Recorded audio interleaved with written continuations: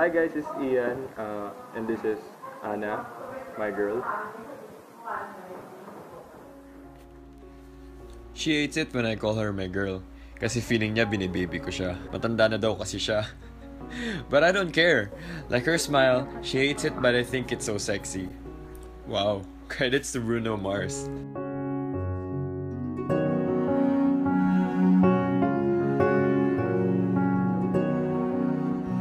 Pero iba din kapag nakasimangot na siya. Ang cute niya kasi kapag nakangusot, nakakunot yung noo niya. Parang batang hindi binigyan ng ice cream. The best part of teasing her ay pag bumabawi ka na sa kanya at nakuha na niya yung gusto niya. Yung priceless smile niya na umaabot hanggang tenga.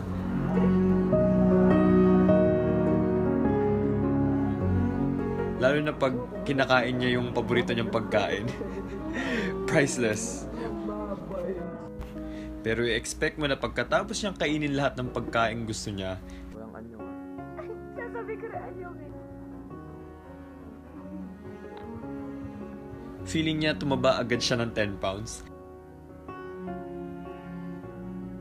Oo nga ko eh. And for sure, aabutin kayo ng siyam-siyam kakapili ng bagay na damit sa kanya. Siyempre, magagalit siya kasi uupo lang ako sa isang tabi at umuo lang sa lahat ng damit na susuotin niya. Akala niya tinatamad na ako or wala akong suporta. Pero ang totoo, kahit ano pang suot niya, maganda siya.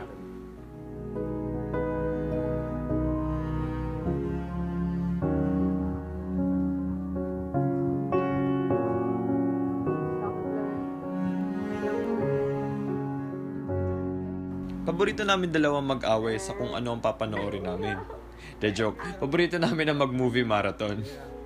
Pipilitin ko lang naman na action ang panoorin namin kahit alam ko naman na rom-com o yung paborito niyang K-drama ang papanoorin namin. Paano? Hindi ka naman naging masaya. Natawa na ako. Okay.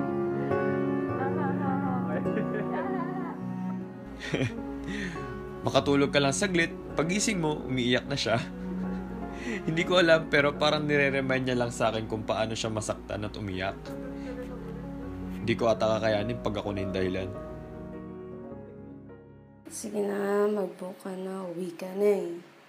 I love you. Aww. May bakit ka ba? Wala naman. Hindi lang kasi ako expressive. I just want to let you know na I love everything about you because you're perfectly imperfect.